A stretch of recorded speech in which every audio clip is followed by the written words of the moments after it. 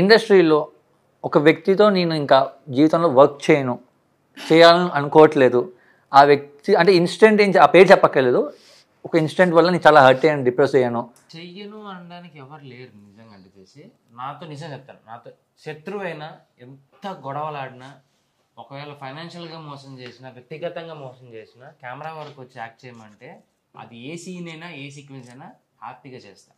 Okay, so శత్రువైనా సరే అది work కదా. ఇప్పుడు మనకేమి ఫ్రీగా పుక్కట్లో తీసుకుని వచ్చి చేయమని చెప్పట్లేదు. ఫోన్పే మనకంటూ పేమెంట్ ఇస్తున్నారు, అవునా? మనకంటూ డే పేమెంట్ కానీ మనం అడిగిన రిక్వైర్మెంట్స్ కానీ ఎవరైనా కానీ ఫుల్ఫిల్ చేస్తున్నారు. అలాంటప్పుడు నేను వాడిని చూడను, వాడు ఉంటే నేను రాను. ఎందుకంత బొక్క, మనకేమంత అవసరం? వాడు ఉంటే మనం ఉంటాం, ఎవరితో ఉంటే అది ఉంటుంది. చూసామా, మాట్లాడామా, మనది ఏంది స్క్రిప్ట్ మనం పని చేసామా, మాత్రం వెళ్ళిపోయామా, దాంట్లో ఏముంది తప్పు? అలాంటి మైండ్లో పెట్టుకోకూడదు. అంత అయిపోయిన తర్వాత ఎక్కడ దెబ్బ తీయాలంటే, నిజంగా అలా ఎవరైనా ఆర్టిస్ట్ ఉంటే మన పర్ఫార్మెన్స్ దెబ్బ తీయాలి. వావ్, వెల్ సెడ్, బాగా చెప్పారు కదా. నైస్.